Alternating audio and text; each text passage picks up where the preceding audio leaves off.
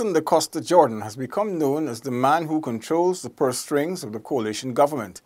As finance minister, he is responsible for ensuring the government's fiscal policy is shaped and adhered to. Since taking up his post 3 years ago, Minister Jordan has presented budgets at the start of the fiscal year, allowing for early approval and more efficient spending.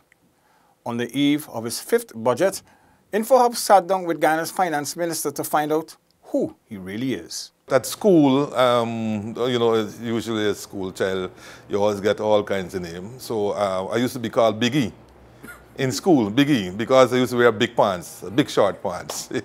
I was always a little bit fat, on the fat side, and so they used to call me Biggie.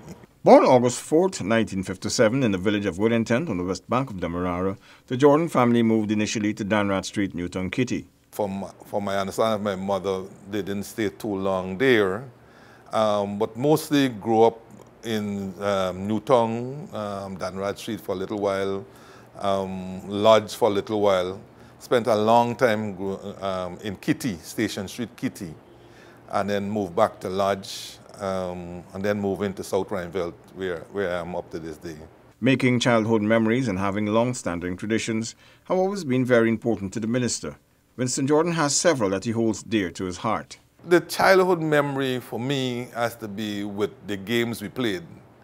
Gam, Sal Pass, and all those, the outdoor activities that we had to improvise because, of course, you had no TV.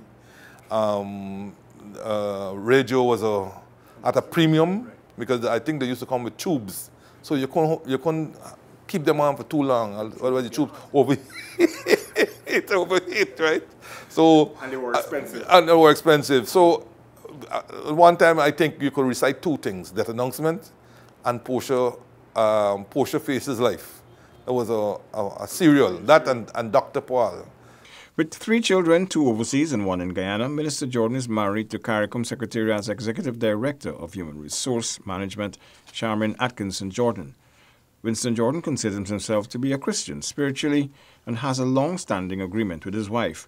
We have a pact that I will go to church at least once a year on Christmas Eve night. Yeah, I was baptized in the Nazarene Church, the same one that is on Irving Street, and then never really followed it. Then I brought up in Methodist, and in fact I was part of the Scouts troop at 24th Kingston Methodist Church right here up the road here in High Street, Barrack Street. And I consider myself a practicing Anglican because now I go to church at least once a year at Christ Church. It may surprise our viewers, but Minister Jordan is not an active member of any organization. I've been a YSM member for a couple of years. Back in the early 70s, I used to be a Scout member and so on, but I don't get the time, to be quite honest, in organizations. And some organizations, I find the agenda not to be in keeping with what I feel, really. We asked who he would consider to be his mentors, and the minister posited that a lot can be learned from Jesus' triumph over his struggles. Jordan also admires the late Dr. Martin Luther King, who remained resolute and steadfast in the face of tremendous odds. The minister cites his mother as another exemplary role model. She is a tower of strength, and I think in many ways she responsible for where I am as a finance minister because I think she showed me how to save a cent from a penny. And this is literally true, I'm telling you. I couldn't spend the whole penny. I had to save one in a piggy bank, so. And you still have that with you today? Some people take it too far. Some people think I'm carrying it too far. And I think my fourth, this one, I hope it's not controversial. I don't bother really, but because you asked me for my role model, I think, despite what they say about him, I think Forbes Burnham remains a shining example of a leader with a vision, a passion for development, a passion for standing up, and making you believe that you can happen, and making you believe in yourself. Our deepest fear is not that we are inadequate. Our deepest fear is that we are powerful beyond measure. It is our light, not our darkness, that most frightens us. We ask ourselves, who am I to be brilliant, gorgeous, talented, fabulous? Actually, who are you not to be? And as we let our own light shine, we unconsciously give other people permission to do the same. As we are liberated from our own fear, our presence automatically liberates us. Marion Wilson. We all battle with fear. Fear can either show us our limitations or teach us about something that we need to overcome. How we perceive it is up to us. As we continue, Minister Jordan reveals his biggest fear. My greatest fear is not of dying, but of suffering. I got a couple of friends and so on who suffered tremendously with certain illnesses, particularly cancer, and it was prolonged, and you could not do anything. You could not do anything for them really after a while, and they just suffered, and how they just got small and so on. So that will be my greatest fear, not about dying, but of suffering any length of time really.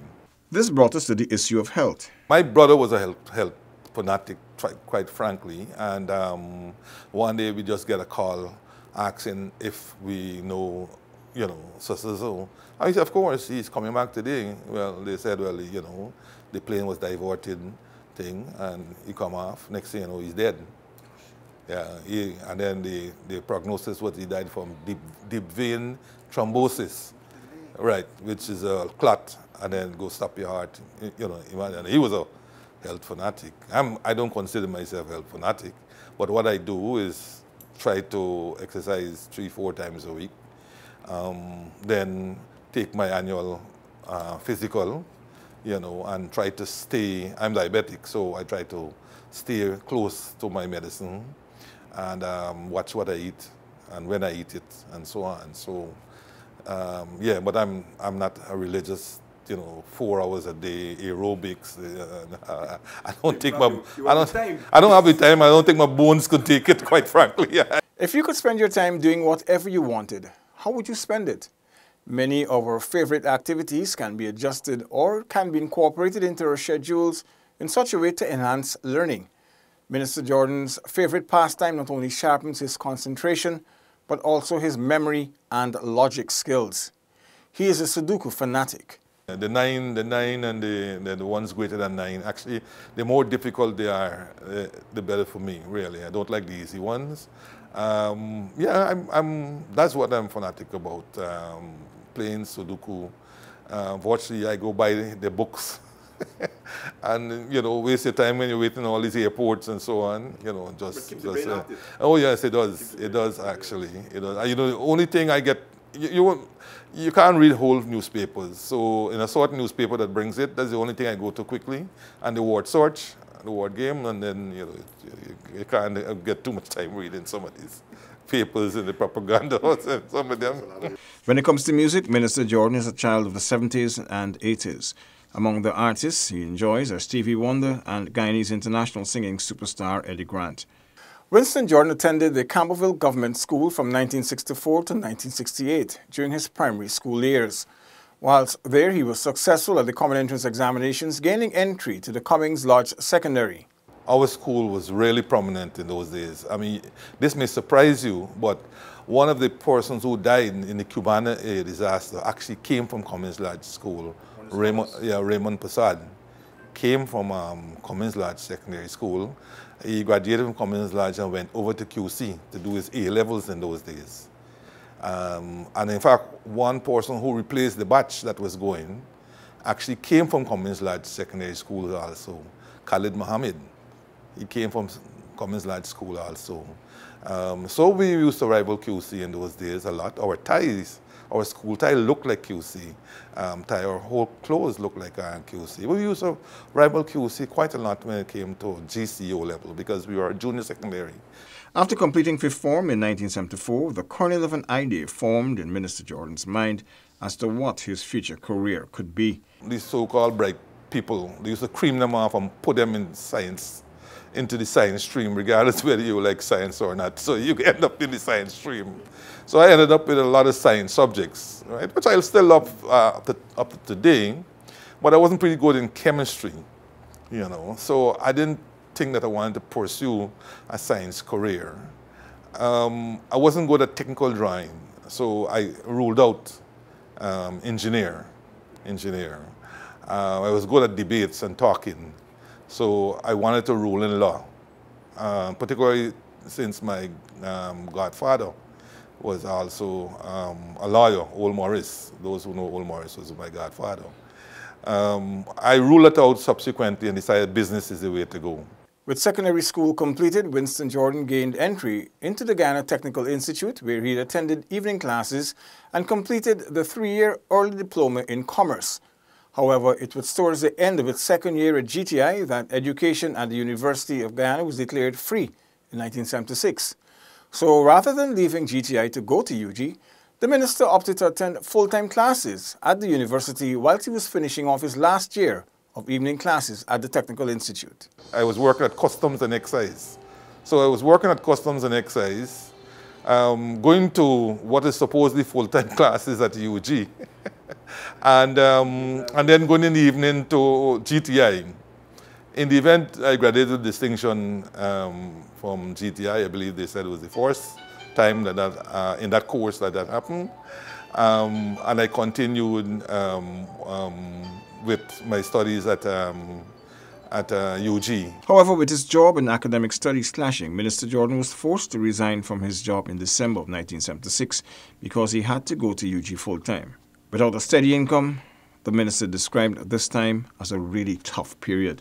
There was a bit of respite in 1978-79 when we had to do 1 year national service. And funny enough, I know people say a lot of things about national service, but I think it's one of the greatest periods in my life. Actually doing national service out of Georgetown, seeing places like Matthews Ridge, Port Kaituma and so on for the first time, fascinating indeed. And coming back down to Georgetown and serving in different fields. And I was able to help a lot of poor students. I actually started classes with the AEA.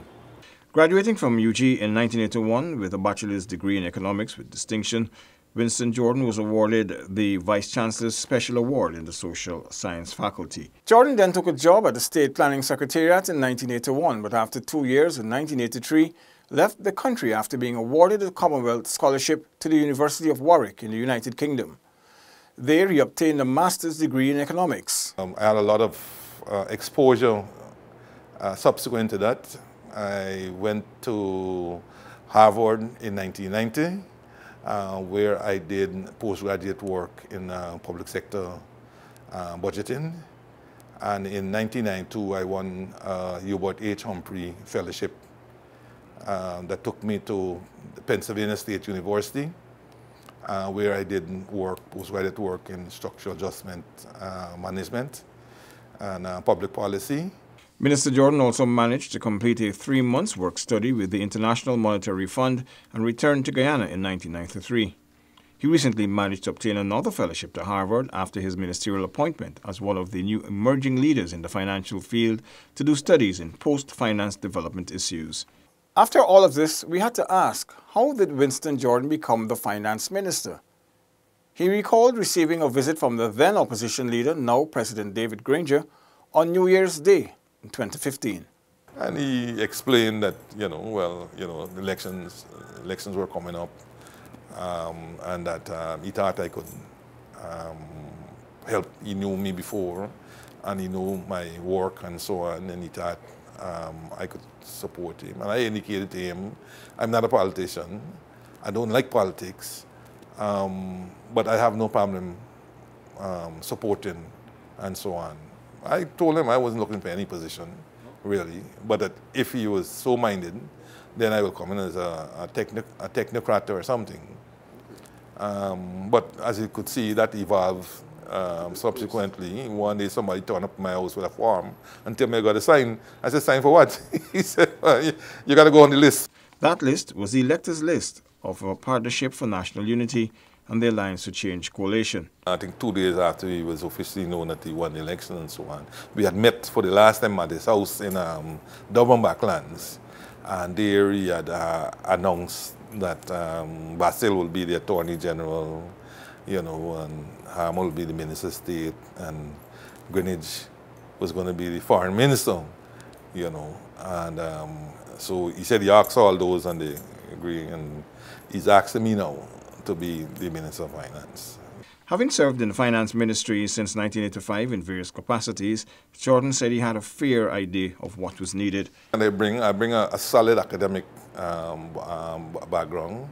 I bring tremendous work experience at very high level because I started working at a fairly high level very early in my career. I interfaced with almost every president this country had, with few exceptions. I work closely with some presidents, ministers of finance before. So by the time I got to Minister of Finance, I believe, without fear of contradiction, that I was the most seasoned public servant who was catapulted in such a position. Describing himself as a go-getter, the minister noted that sometimes he needs to take a step back, and he sometimes looks to his staff before making certain decisions. I hate the dilatoriness. Yes, the waffle, postpone. You know, like if tomorrow when you wake up, you will see a different version, or it would have solved itself. We got so many problems in Guyana that need solutions. But it will call for a level of, you know, you virtually have to have a whole revolution in thinking and action. The finance minister made the observation that too many institutions still retain vestiges of post-colonial ways. As such, he plans to revolutionize the way business is conducted in his office. Our public service and our public institutions are not geared for a modern society. You know, when I look at my own place here, toward something steps between the initiation of a payment and the payment itself in this big day and age of technology. Are we complaining about bureaucracy? We complain about bureaucracy, paperwork, and so on. You understand? You know, so it needs, but for you to change that whole thing, you got to depend on this department, that department, this constitutional agency, that constitution. You know, it can take a toll. It can take a toll on you. I don't want to leave here, you know, with us doing the same thing that we were doing 5 years ago. And I've made quite a few changes here, and both in systems, procedures, and personnel. When asked what he hopes for Guyana's future, Minister Jordan had this to say. When you look at the resources that Guyana has, mineral particularly, and we don't have too much human. We have a small population, but we have tremendous mineral resources and agricultural and so on. And when you look at the stage of our development or underdevelopment, it makes you want to cry. And the unfortunate thing is that we seem locked into a jewel which neither party nor race will win. Neither. Because you cannot win a race, a situation where when one party gets in, the other one feels locked out and therefore does everything to undermine. They feel they're undermining the party, but they're undermining progress. He noted that previous governments have spent money on wasteful projects. Projects that should have been able to propel us into the stratosphere, but unfortunately, in almost every case, we fell to the bottom of the ocean with them. You think oil will change that? I hope desperately that we don't abandon any plan that we put together to use the oil resources to diversify our economy, to improve our social well-being. I hope. And I hope all this doomsday about corruption and so on don't become a reality. The minister sounded the warning that all stakeholders must be on guard against corruption, particularly as the nation prepares for first oil in 2020. Moving forward, the finance minister wants to be in a position to fast-track certain critical decisions. At the end of the day, we have to set goals and we have to make the best effort of achieving them. And if there are obstacles in the way, we have to find ways, of removing those obstacles. We just can't seek to go around them or bypass them. Get rid of them, and we should be on our path to the next obstacle until we reach progress. So if there is anything out there that could help me bring that to the table, I'll be happy. I don't know. I don't think it's more training. I think my 2 stints at Harvard have really impressed me a lot and given me a whole wide range of how to deal with this. But I think it's about bringing along those with you, so to speak. Since assuming office in 2015, the coalition has presented 4 national budgets in 3 years. In 2015, it was $221 billion. In 2016, $230 billion. 2017, $250 billion. And 2018, $267.1 billion. On Monday, November 26, Finance Minister Winston Jordan will present the 2019 budget in the National Assembly. There will be several developmental measures and budgetary allocations to various sectors unveiled. The 2019 budget is being designed towards delivering transformation for sustainable development and green growth, thereby ensuring a productive life for all citizens. This brings us to the end of another InfoHub In-Depth. Join us again next week. Goodbye now.